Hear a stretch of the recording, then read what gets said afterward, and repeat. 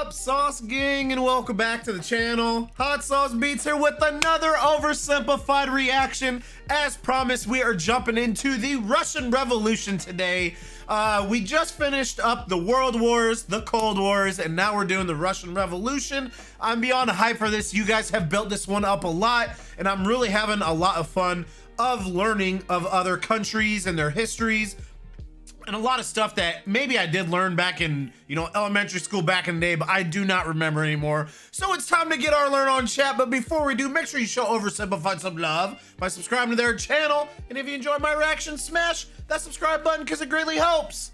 But enough talking, let's get to reacting and roll that bomb ass intro. Hot Sauce Beats is finally here. Hot Sauce Beats is finally here. Eat, sleep, make beats. Eat, sleep, make beats. Hot Sauce Beats. Woo-hoo. Oh, Russian Revolution. Oh, Hey Jimmy, it's the 1800s. An exciting time to be alive. Woo, Why don't you exciting, get out there and 1800s. Explore the world. Gee No whiz, iPhones, man. no Thanks. internet. This place is amazing. Where am I? Why, you're in France, my boy. Here we come up with France. wacky new ways of running a country. Liberty, equality, fraternity. Whoa, welcome to the United Kingdom. Here we invented the train. Oh, aboard! Holy smokes! You're in a German factory, my friend. Here we harness fire and coal to create all these sexy lederhosen. This is incredible. I can't wait to see where I'll end up next. So great. Uh-oh. Where am I? You're in Russia. Russia. I gone back in time? No, No. this is just how it is. Are you a farmer? Worse. Technically, my landlord owns me, which makes me a serf. I'm scared. You should be, because I haven't eaten in 4 days, and you look pretty tasty. Wow. Hey, Jimmy, how were your travels? They were terrible. I hate you! They were terrible. I never want to go to Russia again. Russia in the 19th century. Feudal, underdeveloped, and stuck in the past. While the rest of Europe had been modernizing and improving their citizens' lives, Russia's rulers were taking a different approach. My lord, we're falling behind the rest of Europe. It's time to industrialize. Make 'em give do the people push-ups. rights, and share your power. Russian czars had no time for Sevens. pathetic ideas He said, like "Shut liberty up!" and modernization because they were too busy having the time of their lives. While the serfs were breaking their backs in the fields, the czars held all the power, and they didn't have to listen to anyone. Want to run the country like a backwards feudal kingdom while the rest of Europe outpaces you militarily and economically? Go right ahead. Want to keep the people uneducated so they don't get any ideas? There's no one to stop you. Want to keep exporting grain even when there's a massive famine causing hundreds of thousands to die? That is your Wow. God-given right. While all of this was great for the Tsar, if you were literally Thanks, anybody God. else, it probably sucked because Russia was falling behind. If they were to keep up with Europe, they'd need a strong ruler with some big ideas. Oh look, here comes one now. Hey everyone, it's me, Tsar Alexander II, and I've got some big news. I'm releasing you all from your serfdom. You're all free. Yep, Yes! I'm the best. Oh, there is one thing though. I spoke to your local lords and they weren't happy about losing all their free labor. So as a compromise, you're all gonna have to pay them back a near impossible amount of money for the next 49 years. Expect your lives to barely change. Okay. I'm gonna need you to pick that shovel back up because you need to start earning money to pay them back for your life. Okay, bye. Now I know what you're thinking. This Tsar Alexander II seems like a pretty cool guy. He's trying to reform the country and get Russia on the right path. Everyone must love this guy, right? Wrong. Why does one man get Wrong. to decide the fate of everyone in the country? This whole system is dumb. Somebody should do something. Like what? Like kill the Tsar. You're gonna kill the Tsar? Well, me? No. I'm busy. I was kinda hoping you'd do it. Okay. See? The people love me. They're throwing flowers, confetti, and high-grade explosives. Okay, Nicholas, your grandfather has a mild case of being blown up by a terrorist, and he's Just a mild case, though. I gave him some aspirin. It should be gone by the morning. not looking too hot, so we're gonna go say our goodbyes, okay? No, it'll be too scary for him. Nonsense, it won't be scary at all. We're just gonna say a quick goodbye. Ready? Boy, look at me. The people did this to me, and one day, they'll do it to you! See? Sheesh, Wasn't not scary at all. So Alexander II was dead, but luckily, they had another Alexander lying around, Alexander III, and he felt his dad's reforms had weakened the Tsar's authority. Russia was massive, and as a result, had many ethnic minorities. Non-Russians? More interested in their own cultural heritage than in loving me? Isn't it great? So much beautiful culture and diversity in our great nation. Alexander thought all these minorities should be a little more Russian and thereby loyal to him. So he repressed religious minorities. He repressed non-Russians. He introduced the Okhrana, a secret police force that repressed anybody who thought having a czar was dumb. If Alexander II was the great reformer, Alexander III was the great repressor. Now that's how you run a country. Hey, Dad? Ugh, great. Who It's loved my the son Tsar? Nicholas, who I like Who to call loved a the girly girl Tsar? because he's so weak and pathetic. When are you gonna grow up? You still look like a girly girl to me. But You Dad, little girly I grew a girl. beard. Yeah, an ugly girly girl beard. If Nicholas was to one day be czar, he needed his dad to teach him how to run the country. But his dad instead suggested that Nicholas go somewhere else. So Nicholas went to Japan, got an edgy dragon tattoo, had his head sliced off by a policeman, and then came home. Now will you teach me how to rule? I suppose it's time. Okay, there's a Interesting. lot you need to know before becoming czar. Uh-oh. What? I've got kidney inflammation. Uh-oh. Oh no! Upon his father's death, a totally unprepared Nicholas II ascended to the Russian throne. He wasn't a reformer like his grandfather, nor was he a repressor like his dad. Nicholas was Nicholas. Timid, easily swayed, and more interested in doing whatever the hell this is. Or this. Or this. He wasn't ready to rule, and he himself admitted it, saying, "I'm not yet ready to be czar. I know nothing Uh-oh. of the business of ruling." Hopefully that means he can be good, though, to his people and not be like his dad and his granddad. Bit of an awkward time to bring it up. However, Nicholas firmly believed that he was chosen by God to be Russia's big daddy. And while he doubted his ability to rule, he was going to give it his best shot. And hey, Yeah. who knows? Maybe he wouldn't be so bad after all. To get things off to a good start, Nicholas promised free pretzels and beer to a huge crowd in Moscow to celebrate his coronation. So enticing a proposition to starving peasants that the ensuing stampede left nearly 1,500 people dead. What the hell happened? We're not sure, but you're scheduled to go party with the French at 8 o'clock. Shouldn't I stay here out of respect for the people? Did he say When do you think you guys pretzels? ever respected the people? Nicholas's decision to go party with the French immediately tarnished his image. Some were calling him Nicholas the Bloody. The Tsars had been partying hard at the expense of the people for long enough.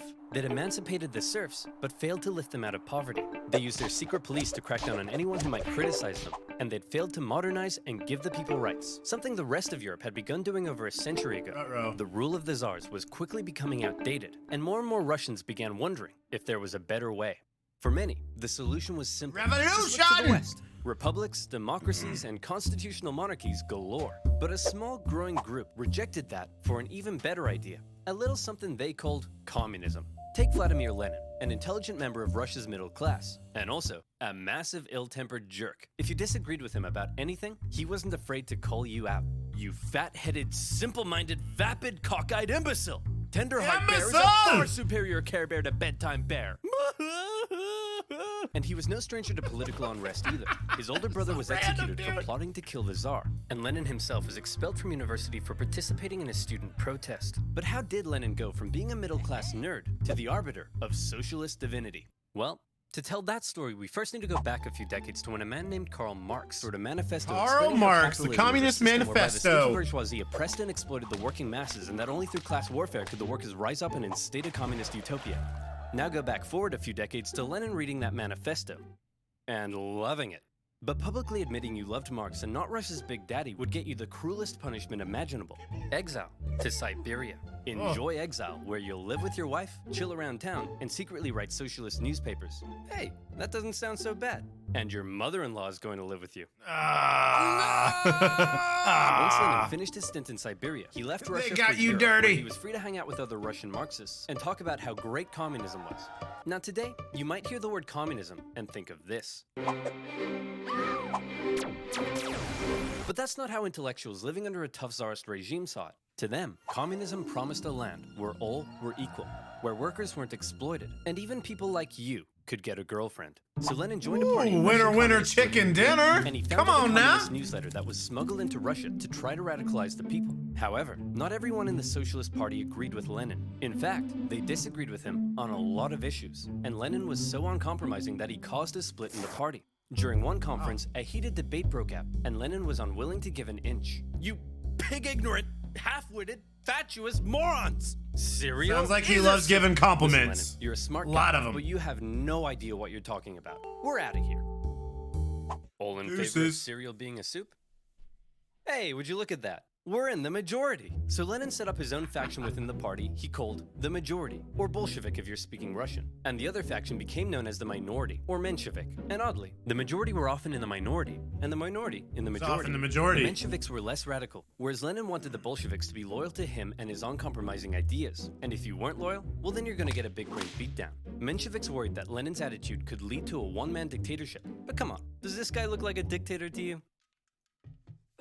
For now, Lenin remained in Europe, writing his socialist newspaper and impatiently awaiting an opportunity to overthrow the Tsar and bring communist utopia to Russia. Cool. A free hat. Who the heck are you? Nope. I'm definitely not a Russian secret police officer spying on Marxists. Oh crap, I don't want secret police watching me. Then you, my friend, should use NordVPN. Do you like having your identity stolen? If yes, you need Sick therapy. ad read. If no, you need NordVPN. NordVPN Sick has ad thousands read, of dude. super fast servers in 62 Oh, you countries don't want to that be you can connect spied to keep on? You and your data secure Get your when Lord using the web. VPN It comes right with a now, 30-day sucker. money-back guarantee and is now You faster get and Lord more secure than VPN. ever You get with Lord its brand VPN. new You get NordLynx Lord technology. VPN. Have you Get it quarantined binge all of now. your favorite shows on Netflix? Wah, wah, Well, with wah. NordVPN, you can watch the Australian version. Or as one of the greatest videos on YouTube, 68% off at vpn.com/oversimplified in the description below and get protected now. Let's That's go. nordvpn.com/oversimplified. And as always, you'll be supporting my channel. So muchos arigatos, mon petit pois. Petit Now, where was I? Oh yeah. A Czar. timid, easily swayed The czar, czar. a massive ill-tempered jerk, impatiently awaiting a communist revolution. And revolution was coming, but not in the way Lenin thought. Back in St. Petersburg, one of the Tsar's most skilled and influential advisors knew the country finally needed to catch up with the rest of Europe. Hey Nick, we really got to industrialize, get more factories, and make some, I don't know, up on my textiles or bed. something. Won't that change the social fabric of Russia? Maybe. Hey, isn't it past your bedtime? But I haven't had my milk and snuggles yet. Will you snuggle me? Nicholas thought modernization was boring, but he let Sergei do his thing. And do his thing he did. He borrowed some money and got Russia some sexy factories. And you know what sexy factories means. Sexy workers.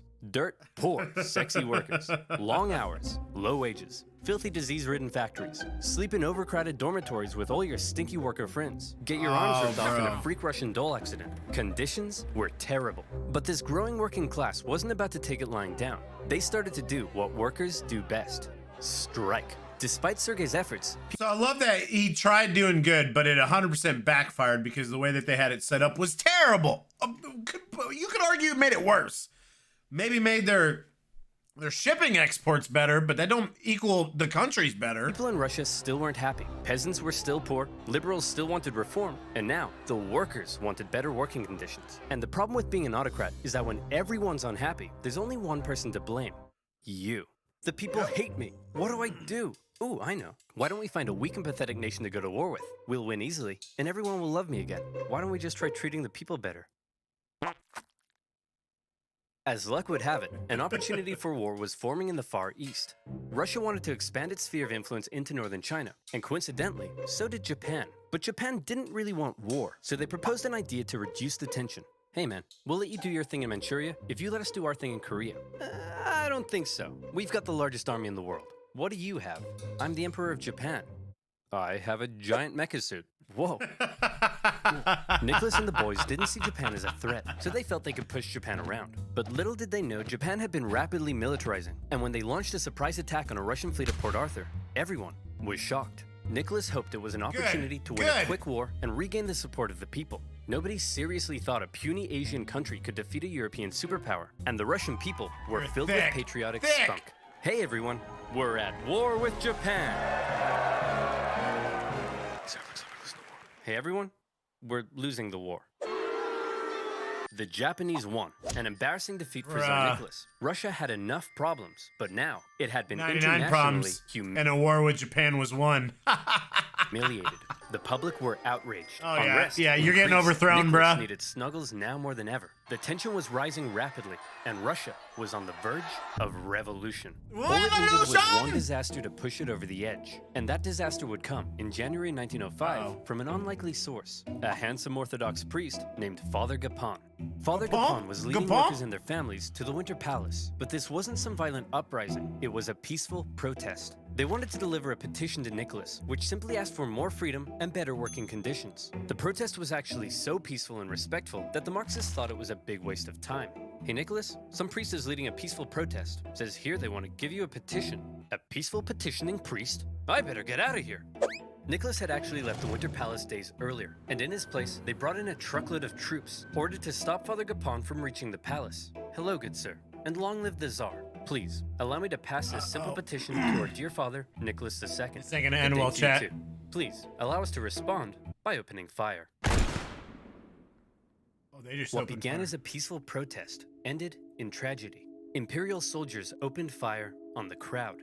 Around 200 civilians died, 800 more were wounded. Wow. All they wanted was the opportunity to ask Nicholas to improve their lives. Instead, they were met with bullets. Nicholas didn't personally order the troops to fire, but as an autocrat, he got the blame. The event became known as Bloody Sunday, and Nicholas's reputation plummeted.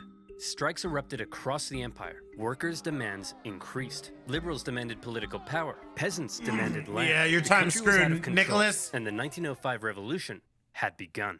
Listen, Nicholas, peasants seizing my land and murdering my family I can tolerate, but illegally chopping my wood? That's obscene! And the worse I treat my workers, the more they strike. I don't get it. Everyone relax. As long as the He looks like Monopoly. It's the Monopoly guy. military is still on my side, there's nothing to worry about. Sir, the sailors are starting to mutiny. Well, my life just sucks. With Russia still losing to the Japanese, unrest was growing in the military, and some sailors had even taken to killing officers. Having the people against you was bad enough, but if the military joined in, it would be game over. To make matters worse, in October, workers and Marxists, including one Leon Trotsky, began setting up local elected councils called Soviets that coordinated strikes and supplied the workers. Sergei could see the writing on the wall. Things were going south fast, and he needed a big idea to save the Tsar. And luckily, he had just that. You see, all these angry people from different parts of society weren't really working together, meaning there was a weakness to exploit. Sergei wrote a manifesto that would give the liberals an elected assembly called the Duma. It took some convincing, but eventually, Nicholas agreed to share power and have his laws approved by an elected assembly. Hey liberals, here's your stupid manifesto. Happy now? We certainly are. But what about these guys? Aren't you gonna give them what they want? Oh, goodness no. I was just gonna kill them. With the liberals satisfied, and after ending the war with Japan, the Tsar brought thousands of troops home, who then dismantled the Soviets, arrested their leaders, and crushed the peasant uprisings in the countryside. And how about that pesky parliament Nicholas had agreed to share power with? Well, he then wrote a bunch of new laws, which basically said, hey, remember that manifesto I wrote and how you guys were gonna approve my laws? Slight change of plan. Actually, I'm gonna do whatever the hell I want, and you guys are gonna shut up. What? The people won't Nothing stand for this. changed. People? What people? You know, this is why people don't like you. And just like that, Nicholas had survived the 1905 revolution. But wait, a revolution? In Russia? Where was Lenin? Well, Lenin and his communist pals were still in exile. He tried desperately to radicalize the uprising, but all he could do was watch. As the movements failed to organize, the liberals sold out the poor, and the Tsar outplayed the people. Furious, It's like he I believed Russia used outsmarted a great chance you. for a real I revolution. outsmarted From now on, he you. felt the only way left was an armed revolution by the workers. Watching the events of 1905 unfold, Lenin learned a lot. Well, yeah, I mean, 100% you learned is, you know, united we stand, divided we fall. I mean, if you don't unite everyone, right? You got these, let's say, 5 different groups trying to, you know, overthrow the government or do whatever, like, you know, start a revolution. But, you know, maybe these 5 groups are combined are 100 people, but individually, you know, there are 20 people in each group. I mean, your strength is in numbers. And that's what happened here. They weren't united. The Tsar, however, They would were prove to individually elect fighting nothing. for their own stuff. After the 1905 revolution had failed, the Tsar's new top man was Pyotr Stolypin, and he had big ideas to prevent any more chaos. Uh-oh. Step 1, reform agriculture. This'll make the peasants love you. And step 2, we'll kill anyone who doesn't. To discourage any more revolutionary ideas, Stolypin began to crack down even harder on the Tsar's opponents, and thousands were sentenced to death. The noose even earned itself a new nickname, Stolypin's necktie. I don't get it. What? Oh, I see. Because it goes around my neck. That's so funny. But despite the oppression, many positive reforms were also being made, and the Russian economy even began to improve. This was a problem for Lenin. If the people weren't suffering, then they wouldn't support a revolution. Still in exile and lacking funds, the Bolsheviks simply weren't in a position to do anything. Luckily, it was around this time that Lenin met an incredibly handsome Georgian with your second favorite historical mustache, Joseph Stalin. Hey, Lenin and Stalin met at with the Communist convention in mustache! Finland, and Lenin liked Stalin because he was a real go-getter and was great at fundraising for the Bolsheviks. And by fundraising, I mean kidnapping, robbing, extorting, bribing, ransoming, assassinating, prison breaking, stealing, bank raiding, Stalin was executioning, no and bueno. stealing again. Hey Stalin, the Mensheviks aren't so hot in all this stealing, but we still need money. So the next time you do a big heist, just do it quietly. Okay, quietly. Got it. If this isn't quiet, I don't know what is. Stalin's wacky antics eventually got him exiled to Siberia, but he had established himself as a big balls Bolshevik. However, no amount of Big Bolshevik balls could Bolshevik. stop what was It's a happening. lot of bees. The Russian economy was making a recovery. For the Tsar, things were looking up. This is great. All Nicholas has to do is sit back and not mess anything up. Hey everyone, big news. I'd like to introduce you to my new best friend. He's a crazy, drunken, beardy, horny, scandal-ridden magic wizard man, and he smells like a goat. We're screwed. Rasputin. A dirt-poor peasant from dirt-poor nowhere. But unlike all the other dirt-poor peasants, Rasputin had holy healing powers. And when this holy mystic wandered into St. Petersburg, people began to notice. He quickly became famous, and word of this mystery man and his healing hands made its way to the royal... I've definitely heard his name before. I guess I never thought about or knew what he did. Palace. The appearance of a holy homeless healer was of great interest to the Tsar and his wife. As far as royals go, they weren't that inbred, but they were just inbred enough for their son Alexei to get hemophilia. Or in layman's terms, Mamma mia, that's a lot of blood. Knowing Rasputin could heal people, in 1906, Alexandra asked for Rasputin to come and see if he could cure their son. And crazy as it sounds, Rasputin did heal Alexei, possibly by taking him off his doctor-prescribed aspirin. Having seemingly done the impossible, Rasputin became very, very close to the royal family. But having a crazy homeless wizard man hanging around wasn't a good look for the Tsar, because Rasputin was freaky. Not only was he a big fan of alcohol, but he'd also throw these crazy parties with Russian nobility, where he'd and all night long, and then he'd his whole head. I'm not even sure I want to know what's being said. And nobody knew how the goat got on the roof. Initially, the press were banned from talking about Rasputin, but eventually, the ban was lifted, and the tabloids went to town. The whole thing was a huge scandal, and everyone was freaked out that this guy was influencing the Tsar and his wife. Nicholas could have spent this period of relative peace improving his image. Instead, he spent it doing this. Worse. But Jumping as on weird as bed with the whole Rasputin. thing was, so long as the economy continued to improve and the people's lives kept getting better, maybe Nick would be okay. Maybe there would be no more revolutions. Maybe this video could even end right here. Or maybe things were about to get worse. Yeah, A lot baby! worse.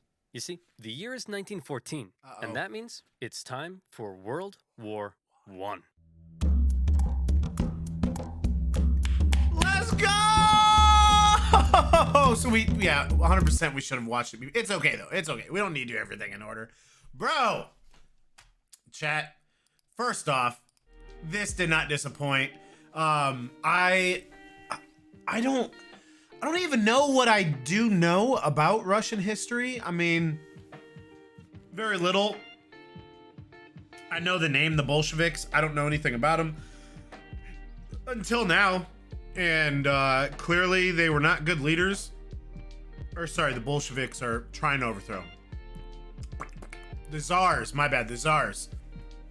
But it's just crazy, dude. Like, you have all of these people fighting to take over power, and each group has like this idea of what's gonna be better. But dude, I mean, none of it, I mean, in hindsight, none of it was good for the people. None of it. But I mean, you know, when you're desperate for change and better times, you gotta grab at something and hopefully believe in it. And it just seems like a lot of times it obviously didn't pay off for Russia. But I'm beyond hype for number 2, because as we're about to dive into some new leadership, the revolution in World War I, which I'm very interested to see how much it affects Russia right as things are like starting to get better. I'm guessing Nicholas doesn't handle it well at all. But I'm beyond hype for this chat. I hope you enjoyed it. Make sure you show OverSimplified some love by subscribing to their channel. And if you enjoyed my reaction, please help support the channel by smashing that subscribe and like button. It's absolutely free. And It greatly helps out the channel. Enjoy the rest of your day. And remember, it's eat, sleep, and make beats. And as usual, be kind to one another. That's all I got. Boom, I'm out. Got them below for the sauce gang. Peace out, sauce gang.